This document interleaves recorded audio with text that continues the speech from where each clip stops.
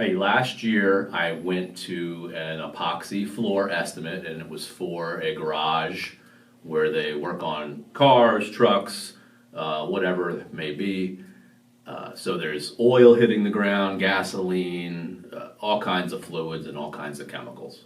The trouble with this job, and a good recommendation, is when you have somebody come out to give you an estimate, it's really, really important to be present.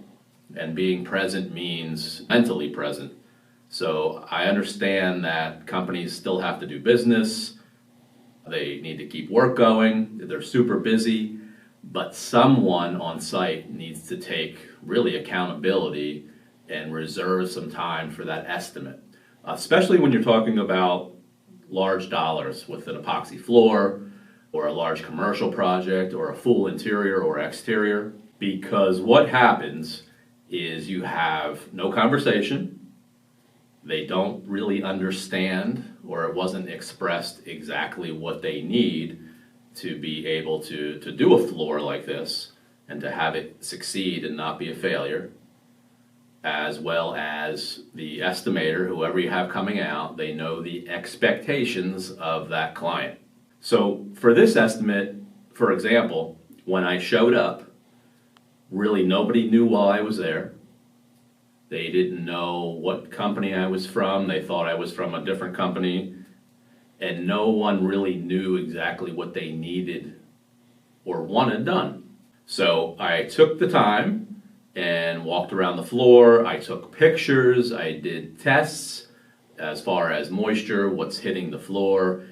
Typically at this point, I would ask a ton of questions, such as what chemicals are hitting the floor. I would want to see the data sheets on those products, because we're checking pH levels, acidity levels, what solvents are used on that product, and it really helps us determine and prescribe the correct floor for that situation. For this floor, for example, no one really spent the time with me. They just pointed at the floor and said they want an epoxy floor. So when I took a look at it, it's 3 or 4 bay garage, it's heavily used, it was filled with cars, there was oil all over the floor, the concrete was already crumbling. So what has to be done is you have to put down an epoxy system that's going to last, or you might as well not even do it. This floor in particular needed a complete facelift. It needed to be done over. We needed to level the concrete. It needed an epoxy primer, which we like to use. It needed an epoxy coat with a full broadcast, which means that we throw aggregate into the floor, typically silica, which is sand. Then we put another coat of epoxy on, and then we throw more silica on it, and that's called a double broadcast. You can also do that with flakes. The reason to do a double broadcast is the weight and the use that's going to be done on that floor. So if you go in with the typical epoxy system in an area like that, it's not going to hold up. It's going to be hard to clean. Potentially it could crack due to the weight, and the chemicals could eat through the floor. So looked at the job, gave them a price. It was not inexpensive. From recollection, I believe it was $20,000 to $25,000 to do a professional floor. We never heard back from them. Called, emailed, text, everything we possibly could do to get back in touch with them and explain this project, but never heard back. It's really important, and it's fair, that when you call an estimator to come out to your house and they take the time out of their busy day, and it costs that company money, that you have some type of agreement that you're going to talk to each other after the estimate is over. Sometimes you can eliminate this by talking about the price on site, or you can schedule a time in a few days to go back and talk to each other again, explain your process, let them get other estimates, and then let's get down to the details of the project and get this wrapped up one way or the other. That could be a yes, we're going to go forward. It could also be a no.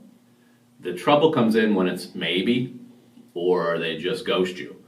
That's not really fair to the companies that you have coming out. So just be honest. and you can go from there. What happened with this floor is they never called us back until this week. A year later, actually less than a year later, and they had somebody else do the floor, and they were in dire straits. So I went out to take a look at the floor, even though I already had the measurements. I've already seen the floors, and I've already took pictures. When I arrived, again, nobody seemed interested in showing me the floor, what the issue, and what they're trying to accomplish again. So once more, I did not have the time to fully explain what we need to do with this floor, and they're more interested in, at that point, talking bad about the other contractor that was there. That's not really what we get into. I don't really care who did the floor. They can always choose somebody else. That's up to them, whoever they felt comfortable with. But what you don't want to do is simply choose the lowest price, because what we found when I went out there is the other company used a very, very thin coating, which is just not appropriate for a garage. It actually wouldn't have been appropriate for your home garage. And what's happening is it's super slippery, so no anti-slip was put into the floor, no aggregate. It looks to be a metallic epoxy floor, which you would really probably never want to do in a high use with heavy weight area. And they since had asked the contractor to come back a few times and do some fixes. The fixes were a little not great. The floor itself was fine, in my opinion. It wasn't peeling, it wasn't cracking except for one area in the front. Now that's not to say in the next few months or years it's going to crack. It potentially could.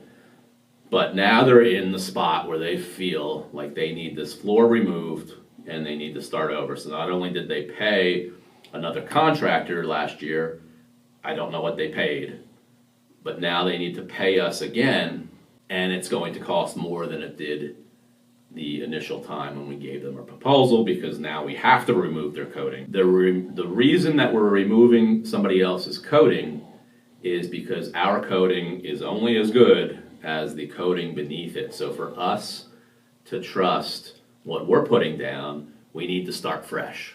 So even though when I looked at that coating, or any coating that's in good shape, it's sound, it appears to be adhered, I don't know what's underneath of it. So for us to issue any warranty or have any confidence in what we put down, we have to remove the other coating.